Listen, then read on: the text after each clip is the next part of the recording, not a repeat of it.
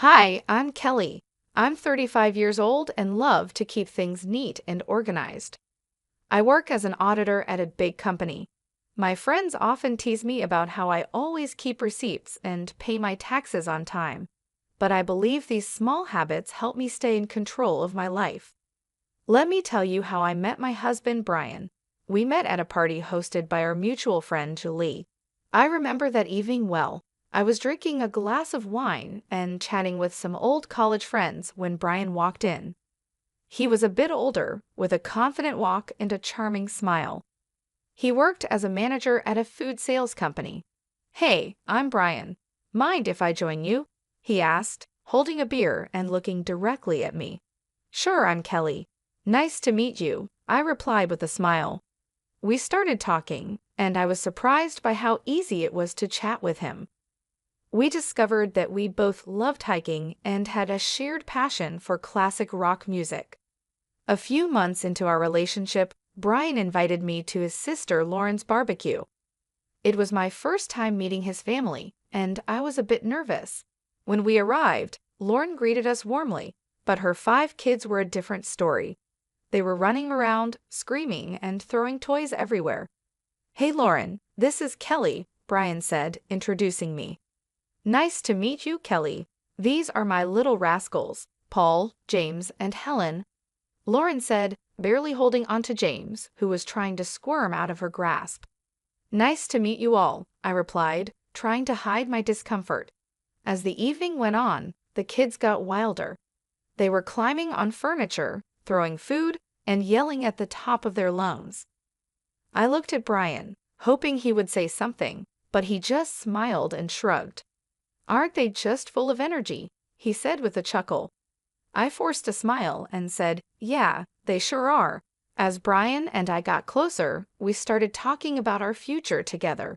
He proposed to me during a hike on top of a beautiful hill overlooking the valley. It was simple and sweet, just the way I liked it. Our wedding was lovely, except for one little problem: Lauren's kids. They were running around, making a mess, and being loud. Lauren didn't seem to mind, and Brian thought it was funny. "Look at them, they're having so much fun," Brian said, laughing as he watched them spill drinks and toss food around. "Yeah, but they're also making a huge mess," I replied, trying to keep calm. "Oh, come on, Em, they're just kids. Let them enjoy," he said, shrugging it off. I didn't want to spoil our special day by arguing, so I let it go, hoping things would get better once we settled into our new life together. After we got married, Brian and I decided to buy a house. We had been living in a rented apartment, but we wanted a place of our own. I was really excited about this new chapter in our lives. One evening after work, Brian and I sat down to talk about our finances and how we would manage the costs for our new home. "Kelly, we need to figure out how we're going to split the costs," Brian said, leaning back on the couch. "Yeah, I've been thinking about that too," I replied. "I can handle the furniture, appliances, and some art pieces. What about you?" "Well, I was thinking I could buy you a new car. I know your old one is giving you trouble," Brian suggested. I was surprised and happy. "Really? That would be amazing. My car is practically falling apart." "Yeah, I've seen it struggle. It's time you had something reliable," he said with a smile. We started house hunting right away. After a few weeks of looking, we found a beautiful house that we both loved. It was a bit expensive, but we decided it was worth it. Moving in was a busy process, but I was excited about decorating our new home. I spent a lot of time picking out furniture and appliances, making sure everything was nice and stylish. One Sunday, Brian surprised me with a new car. It was a sleek, shiny sedan, and I was thrilled. "Brian, this is incredible. Thank you so much." I hugged him tightly and exclaimed, "Thank you so much, Brian. This means a lot to me." "You're welcome, Kelly. You deserve it," he said, looking proud of himself. As we settled into our new home, things seemed to be going well. We both enjoyed our jobs and loved coming home to our cozy house. But small things started to bother me. Brian's laid-back attitude, which I once found charming, was beginning to annoy me, especially when it came to household chores. "Brian, can you help me with the dishes tonight?" I asked one evening after dinner. I had a long day at work. Can't we just leave them for tomorrow?" he replied, looking at me with pleading eyes. "Brian, we can't keep putting things off. I'm tired too, but we need to keep this place clean," I insisted. "Fine, I'll do it," he said with a heavy sigh as he got up from the couch. A few months into our marriage, I started worrying because I couldn't get pregnant. It was really stressing me out. I went to the doctor, and he told me to be patient, that it would happen when the time was right. Still, it was hard not to worry about it. Meanwhile, Brian's sister, Lauren, with her 5 kids, was visiting a lot. Lauren lived in a neighboring state, but you'd think she lived next door with how often she was around. Every time she came over, she'd unload all her problems with her husband on me. It was nonstop. During dinner, while we were trying to relax, she'd be at it, talking about her issues. "Kelly, you won't believe what Richard did this time," Lauren would start, rolling her eyes. "Lauren, can we talk about something else for once?" I'd ask, trying to steer the conversation away from her marital drama. "Oh, come on, Kelly, I need to vent." "You're the only one who understands," she'd reply, not getting the hint at all. And her kids were a nightmare. As soon as they stepped into our house, it was like a circus. They'd run around, fighting with each other, throwing food, and just being loud. After a long week at work, all I wanted was some peace and quiet, but that was impossible with those kids around. "Guys, can you calm down, please?" I'd say, trying to keep my cool as they tore through the living room. "Why are you always so uptight, Kelly?" Lauren would snap at me whenever I tried to get her kids to behave. "They're making a mess, Lauren. I just cleaned the house," I'd respond, feeling my patience wearing thin. "Well, maybe if you had your own kids, you'd understand," she shot back one day, her words hitting me like a punch in the gut. I was shocked by how insensitive she was, especially since she knew how hard I was trying to get pregnant. It felt like a slap in the face, and I couldn't believe Brian didn't say anything to defend me. "Brian, are you going to let her talk to me like that?" I asked, my voice trembling with anger and hurt. "Kelly, calm down. You're making a big deal out of nothing," he said, taking her side again. "A big deal out of nothing? She just insulted me in my own home," I shouted, feeling tears start to form. I was so fed up. I couldn't keep living like this, constantly being disrespected in my own home, with my husband always siding with his sister. It was clear that something had to change, and soon. One Sunday, Lauren showed up with her 5 kids. She dumped them on me and said, "Kelly, I need a break from parenting. I'm going shopping." I couldn't help but chuckle at her mention of parenting. The woman barely knew what that meant. Every time she was here, it was like a zoo. "Fine, Lauren, but you better be quick," I said, already feeling stressed. "Thanks, Kelly, you're a lifesaver," she chirped, grabbing her purse and bolting out the door before I could say anything else. Great, I thought, just what I needed. I was in the kitchen trying to cook dinner. It's a long process, and I like things done right. But with those kids running wild, it was impossible to focus. They were yelling, running around, and making a mess. "Guys, can you keep it down?" I shouted from the kitchen, hoping they'd listen for once. Of course they didn't. Suddenly, I heard a loud crash. My heart sank. I ran into the living room, and there it was, my grandfather's antique Chinese vase shattered on the floor. My chest tightened with anger and frustration. What happened here? I screamed, looking at the kids who were now standing still, looking guilty. "We were just playing," one of them mumbled, not meeting my eyes. "This vase is priceless. It's from my grandfather. Do you have any idea what you've done?" I was livid, shaking with anger. Just then, Brian walked in, looking all calm and clueless. "What's going on, Kelly?" "Your nephews just broke my grandfather's vase. Look at this mess." I pointed at the shattered pieces on the floor. "Calm down, Kelly. It's just a vase. We can get it fixed, Brian said, shrugging like it was no big deal. Just a vase? This isn't about the vase, Brian. It's about respect. I'm tired of this.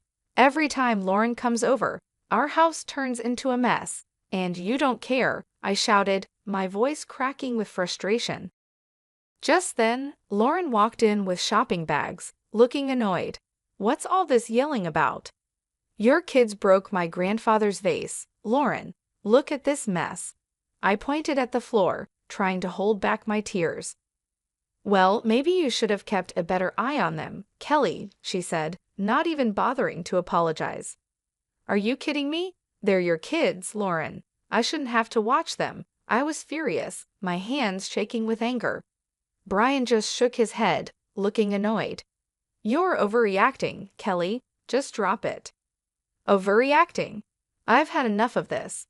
I'm tired of being treated like I don't matter in my own home, I screamed, the tears finally spilling over. Brian just stood there, silent and cold, while Lauren smirked like she had won something. I couldn't take it anymore. I stormed out of the room, feeling a mix of anger, hurt, and betrayal. We've been dealing with Lauren and her kids' chaotic visits for months, but I had no idea what was coming next. One morning, Brian was sitting at the kitchen table, munching on his toast, when he casually dropped a bombshell on me. Kelly, I need to tell you something. Lauren's getting divorced, and she's moving in with us with the kids for a few months, he said, like he was just telling me the weather. I almost dropped my coffee. What? Are you serious? Our house is already a madhouse when they visit for a day. How are we supposed to handle them living here for months? She's my sister, Kelly. She needs our help. You need to be more understanding, he said, looking at me like I was the one being unreasonable. Understanding? I've been more than understanding, Brian, but this is too much. Why can't we rent a place for her nearby? I'll even pay for the first month's rent, I suggested, trying to keep my cool. No, she'll be better off here. Plus, you can help with the kids and keep things clean, he said like it was the most obvious thing in the world. I'm not a babysitter, Brian. I work too, and I need to relax when I get home. I said, my frustration boiling over. Stop being so selfish, Kelly. It's family, they need us, Brian said, his tone getting sharper. I'm not being selfish, Brian. I'm just asking for a fair solution. I don't want my life turned upside down, I said, feeling my anger rise. Well, they're coming tomorrow evening, so you better get used to the idea, he said, standing up and leaving the kitchen. I couldn't believe it. I felt completely blindsided and betrayed. The next morning, I woke up early, still fuming from our argument. I got dressed for work and went to grab my car keys, but they were nowhere to be found. When I called Brian, he answered, sounding way too calm for my liking. I took the car. It's mine, remember? I'm giving it to Lauren so she can use it for the kids, he said. I was stunned into silence for a moment. You're giving my car to Lauren? Are you serious right now? It's not your car, Kelly. I paid for it, and she needs it more than you do, he said, sounding matter of fact. That's the last straw, Brian. You've taken everything from me, and I'm done, I said, my voice shaking with anger. What are you talking about? Don't be dramatic, Kelly, he said, clearly not understanding. I stood there in the hallway, holding my phone, unable to believe what was happening. It felt like a nightmare I couldn't wake up from. How had things gotten so bad? I picked up the phone and called a moving company. Hi, I need a team to move some furniture and appliances today. It's urgent. The movers arrived a couple of hours later. I showed them around the house, pointing out the items to be moved. Take everything, the beds, sofas, chandeliers, even the faucets in the bathroom. The movers got to work, and soon the house started to look empty. I felt a strange sense of relief watching them carry out each piece of furniture. As the last item was loaded onto the truck, I directed them to my mom's house. Everything goes there. Thanks for the quick work, guys, I said, handing them a tip. With the house now bare, I grabbed my essentials and headed to my mom's place. A few hours later, my phone started buzzing. It was Brian calling repeatedly. I ignored the calls, feeling a mixture of anxiety and empowerment.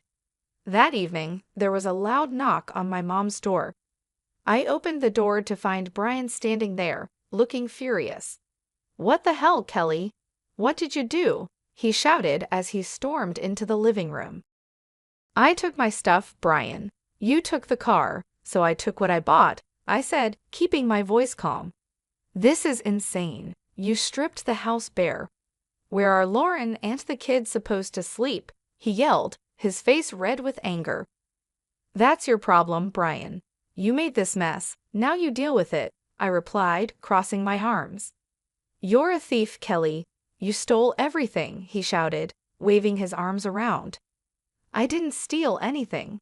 Here are the receipts," I said, pulling out a folder and showing him the proof of purchase for all the furniture and appliances. He looked through the receipts, his anger turning to frustration. "Fine, Kelly. If this is how you want to play it, I'll file for divorce." I took a deep breath and handed him a stack of papers. "Already done. Here are the divorce papers. Sign them, and we're done." He stared at the papers, his face pale. "You're really serious about this, aren't you?" "Dead serious, Brian. I deserve better than this," I said, feeling a strange sense of calm wash over me. He took a pen from his pocket, signed the papers without another word, and handed them back to me. "Fine, Kelly. Have it your way." I watched as he turned and walked out of my mom's house, the door slamming behind him. I stood there for a moment, feeling a mix of relief and sadness. It was over, and I knew it was the right decision. That night, I sat down with my mom and talked about everything that had happened. She was supportive and agreed that I had made the right choice. "Kelly, you've been through a lot. It's time you focused on yourself and your happiness," she said, giving me a comforting hug.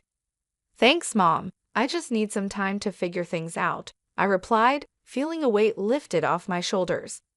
Over the next few days, I started to settle into a new routine. I began organizing my new space at my mom's house and planning my next steps. It was a fresh start, and for the first time in a long time, I felt hopeful about the future.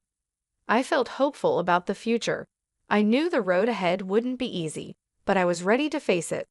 I had taken back my life, and there was no turning back. After divorcing Brian, we sold our house and split the money. It was time to set up my own place. My mom's house was great for a while, but I needed my own space. One afternoon, I was sitting in the kitchen with my mom, looking at listings on my laptop. "Mom, I think I found a place that looks perfect. It's a small apartment downtown, close to work," I said, showing her the pictures. She looked over my shoulder and smiled. "That looks nice, Kelly. Have you called the realtor yet?" "Not yet, but I'm going to do that right now," I said, feeling a bit excited. I dialed the number and waited for the realtor to pick up. After a few rings, a friendly voice answered. "Hello, this is Larry. How can I help you?" "Hi, Larry. My name is Kelly. I'm interested in the apartment you have listed downtown. Is it still available?" I asked, crossing my fingers. "Yes, it's still available. Would you like to schedule a viewing?" he replied, sounding hopeful. "Absolutely. How about tomorrow afternoon?" I suggested, trying to sound calm. "That works for me. I'll see you at 4 p.m., Larry said before we ended the call. The next day, I headed downtown to meet Larry and check out the apartment. When I arrived, he was waiting outside the building with a friendly smile on his face. "Hi, Kelly. Nice to meet you.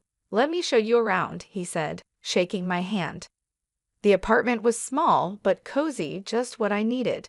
It had a nice kitchen, a spacious living room, and a small balcony with a decent view of the city. "This place is perfect, Larry. I'll take it," I said, feeling a sense of relief. After signing the lease and getting the keys, I started planning my move. I wanted to make this new space my own, a fresh start. I spent the next few days packing up my things at my mom's house and arranging for movers to help me with the big stuff. On moving day, my mom and a couple of close friends came over to help.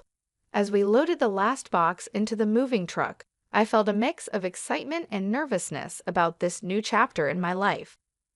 "Kelly, this is going to be great for you. A fresh start is just what you need," my mom said, giving me a reassuring hug.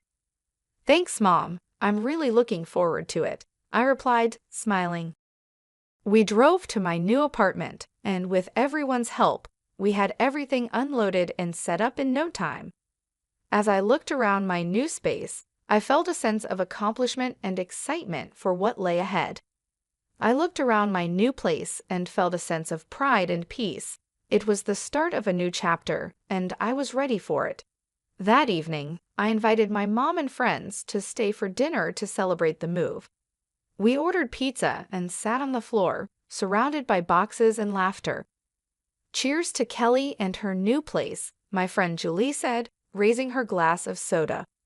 "Thanks, guys.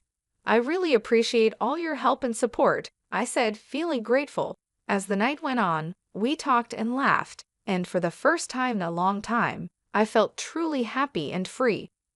After the party, as I sat on my balcony looking out at the city lights, I thought about everything I had been through and how far I had come. I was proud of myself for taking control of my life and making the changes I needed. I heard from some mutual friends that Brian used his share of the money to buy a small apartment. Now he's living there with Lauren and her 5 kids. Brian's working 2 jobs to keep up with the bills while Lauren still isn't working. They're fighting all the time. One day, out of the blue, Brian called me. I was surprised to see his name pop up on my phone, but I decided to answer, curious about what he had to say. "Hello, Brian. What's up?" I answered, trying to keep my voice neutral.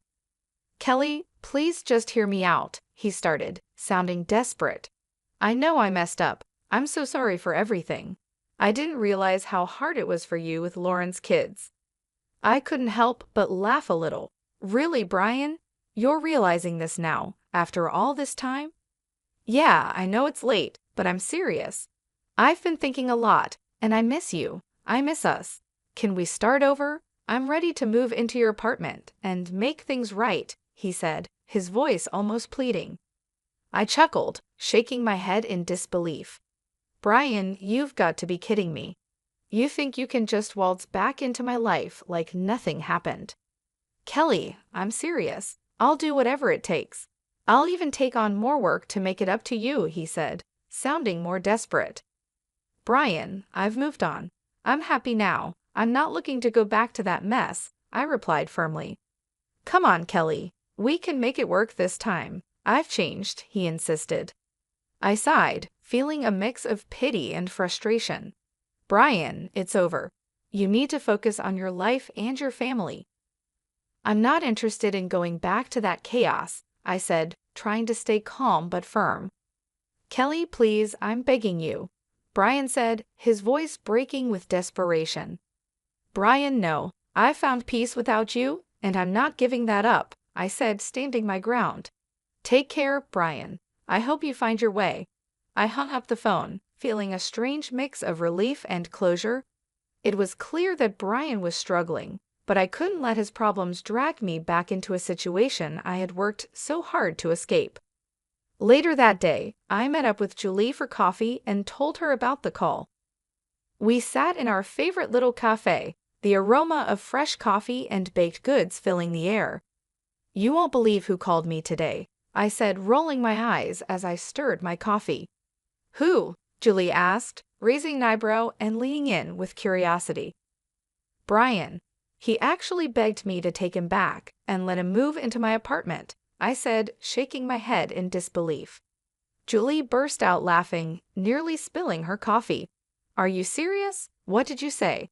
I told him no, of course. "I'm not going back to that mess," I replied, smiling at the absurdity of the situation. We spent the rest of the afternoon chatting and laughing, and I realized just how far I had come since my life with Brian. I had built a new life for myself, one that was peaceful and fulfilling. I wasn't going to let anyone take that away from me. The cafe was a cozy spot, with warm lighting and soft music playing in the background, creating the perfect setting for our heart-to-heart conversation. As the sun began to set, casting a golden glow over the city, we decided to take a walk along the river. The cool breeze was refreshing, and the sound of water flowing gently against the banks added a calming effect to our stroll. "I can't believe how much has changed in just a few months," I said, looking out over the water, the lights from the buildings reflecting off the surface like tiny stars. "You've come a long way, Kelly. I'm really proud of you," Julie said, giving me a supportive pat on the back. "You're stronger than you think you know." "Thanks, Julie.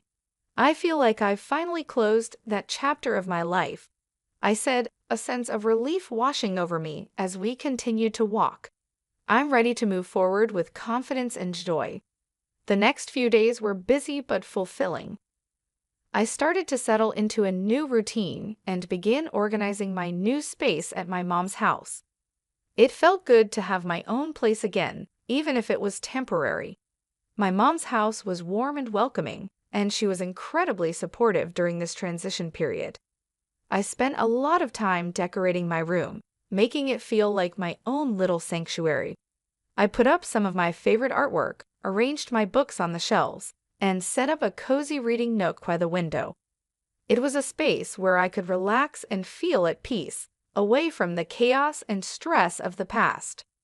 One evening, as I was unpacking the last of my boxes, my mom came into the room with 2 cups of tea. "Thought you might need a break," she said, handing me a cup and sitting down on the edge of the bed. "Thanks, Mom. I appreciate it," I said, taking a sip of the warm tea. It was soothing, and the familiar taste brought a sense of comfort. "You've been through a lot, Kelly. It's time you focused on yourself and your happiness," she said, giving me a comforting hug. "You deserve it." "I just need some time to figure things out," I replied, feeling a weight lifted off my shoulders as I looked around my new space. Over the next few days, I continued to adjust to my new life. I started planning my next steps, looking into new opportunities and setting goals for the future. It felt like a fresh start, and for the first time in a long time, I was genuinely excited about what lay ahead. One afternoon, I decided to go for a walk in the nearby park. The weather was perfect, with a gentle breeze and clear blue skies. As I walked along the tree-lined paths, I thought about all the changes I had made and how far I had come. I felt a deep sense of satisfaction and peace, knowing that I was on the right path. I bumped into some old friends while walking and ended up spending the afternoon catching up with them. It was great to reconnect and share my experiences, and they were happy to see that I was doing well. We talked about old times, laughed about silly memories, and made plans to meet up more often. It was comforting to know that I had a strong support system and people who cared about me. As the sun set, I headed back to my mom's house, feeling content and hopeful. I knew the road ahead wouldn't always be easy, but I was ready to face it with courage and determination. I had taken back control of my life, and I wasn't going to let anyone or anything disrupt my newfound peace and happiness.